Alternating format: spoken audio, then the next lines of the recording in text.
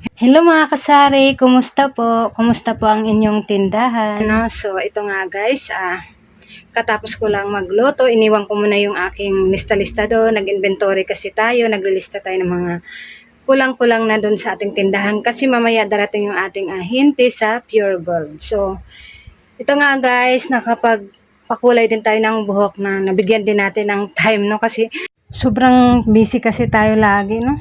Parang wala na tayong time lumabas, no? Kaya kahapon sumaglit lang tayo doon at para makapagpakulay naman para hindi naman tayo magmukhang kawawa, no? Kahit busy tayo, dapat may time pa rin tayo sa ganito, no? Minsan lang naman sa isang taon. So, ito nga guys, para maging presentable din tayo, no, sa ating mga customer, yung hindi tayo mukhang kawawa. Puro tayo trabaho na lang, kawawa naman yung sarili natin kung pabayaan natin, wala naman mag-aalaga sa atin kundi ang sarili din natin, no. Kaya kailangan din natin bigyan ng time sa mga ganito yung sarili natin, no. Ay nagpapakulay lang naman tayo, no. Yan. Para maiba naman yung kulay ng ating buhok. So, ipagpatuloy lang natin guys yung ating inventory kasi naputol kanina, no? Kaya keep on watching. So, ito nga guys yung ginawa ko kanina, nag-inventory tayo, naglilista tayo ng mga i-order natin mamaya kasi darating yung ating ahente, kaya naman bilisan na natin at ito nga maglilista na tayo kung ano yung mga kulang na dito, kung ano yung mga konti na lang ng mga paninda dito sa ating tindahan, no? Kaya ito guys yung ating tindahan. So, ayan, mayroon na siyang bungi-bungi. Kaya maglilista na tayo para mamaya sabihin na lang natin sa ating ahente, no? Kasi may pupunta na dito sa tindahan natin guys na ahente, no? Kasi bago na naman yung ahente sa Pure Gold. Dati kasi yung ahente ay tinitext lang natin yung order natin. So ngayon, pumupunta na siya, kaya ito. Ipagpatuloy na natin ang ating paglilista, baka maabutan tayo ng ahente, no? Mas maganda kasi guys yung nakaready na yung ating mga i-order para hindi tayo mangangapa, hindi tayo mag-iisip kung ano pang pwede nating idagdag, di ba? Makaisip pa tayo kung anong pang pwede nating idagdag habang wala pa yung ating mga ahente. So, tiyagaan lang talaga tayo guys, no? Kasi hindi kasi yung tuloy-tuloy ang mga ginagawa natin, paputol-putol kasi may mga ginagawa din tayo dito sa loob ng ating bahay, kaya kabilaan, no?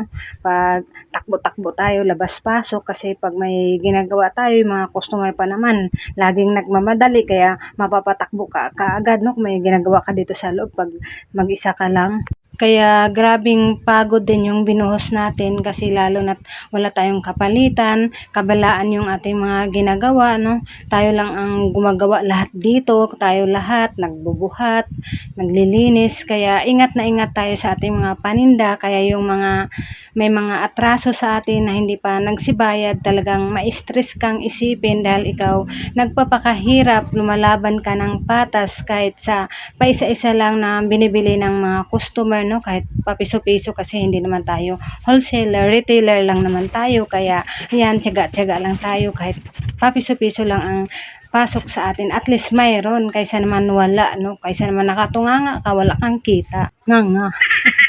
So, mas maganda pa rin guys na mayroon tayong sariling pinagkakitaan, kaya kailangan lang talaga wag kang magsawa.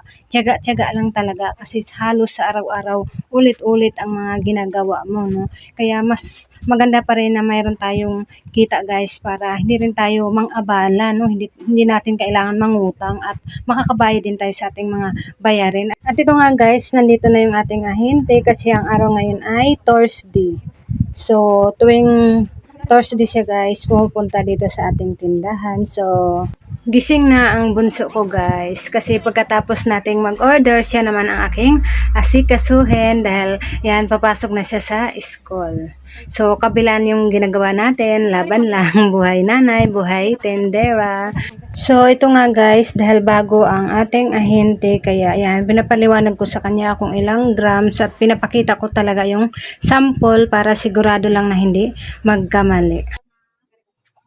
So, ito nga guys, tuloy-tuloy na yung pagtitinda natin dito kasi nga na asikaso ko na si Bunso at nahatid na din namin sa school. Kaya dito naman tayo sa ating tindahan, no? Talagang pag mayroon tayong tindahan, talagang busy tayo, halos di nga tayo makakain ng tamang oras kasi parang Walang gana din kasi kumain kung kailan susubo ka na may magtawag na pabili, pabili parang hindi ka pa kakainin no, kung kailan kakain ka. Kaya pag may tindahan ka talaga marami kang sakripisyo na tiniis no, kasi ayan dahil mayroon nagsibilihan kaya yung mga ginagawa mo talagang putol-putol, kaya grabing tiniis nating hirap guys. Kaya naman yung huling video ko na kung sino nakapanood, talagang na-stress ako doon kasi yung iba ay hindi nagsibayad, no? Ang gagaling lang mangutang, yung may mga atraso sa atin. Tayo, grabing tiniis natin dito. Halos nga di tayo makaalis-alis, no? Tapos, ganun lang ang gagawin sa atin. Kaya, yun guys, kaya isinantabi ko na lang yung mga nakaka-stress, no? Kaya ito ang ginagawa ko, binigyan ko ng time kahit saglit lang, no? At nagpakulay nga tayo para hindi na natin maisip yung mga nakaka-stress. Mag-focus na lang tayo dito sa ating mga ginagawa, no? Ang mahalaga naman guys ay wala tayong tinatapakang tao.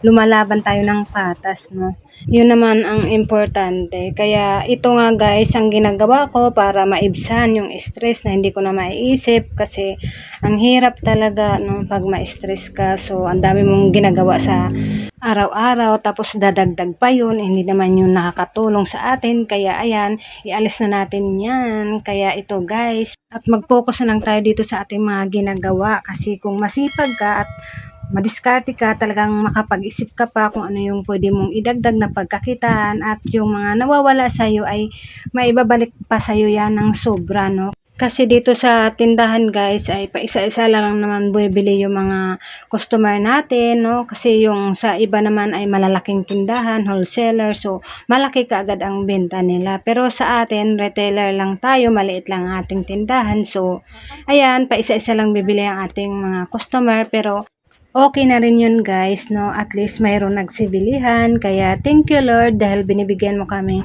lagi ng mga customer.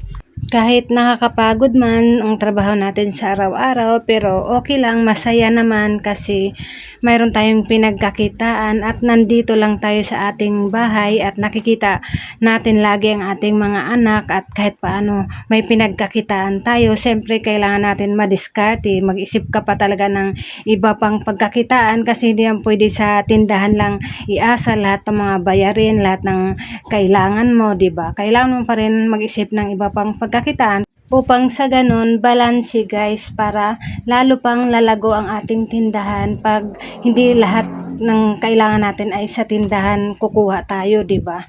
Kaya kailangan pa rin natin kahit sa atin 'yan, kahit tayo ang may-ari, siyempre kailangan pa rin natin may disiplina sa sarili. Wag na wag tayo kuha ng kuha sa paninda natin, no? Ngayon ang ginagawa ko guys, no? Talagang mahigpit ako din dito sa aking tindahan kasi ako ay masinop talaga, no? Yun lang naman ang sikreto guys para mabilis mo mapalago ang munti mong puhunan, no? Kasi nag-umpisa lang naman din tayo sa maliit na puhunan, basta ituloy-tuloy mo lang yan, basta wag ka lang kuha ng mga paninda mo, no? Kung bago pa lang ang tindahan mo para mabilis yan lalago. Basta yun lang ang gagawin natin guys, di mo mamalayan, marami ng bunga ang binigay sa iyo, no? Basta ingatan mo lang ang inyong mga paninda, wag mong ipautang sa mga maling tao.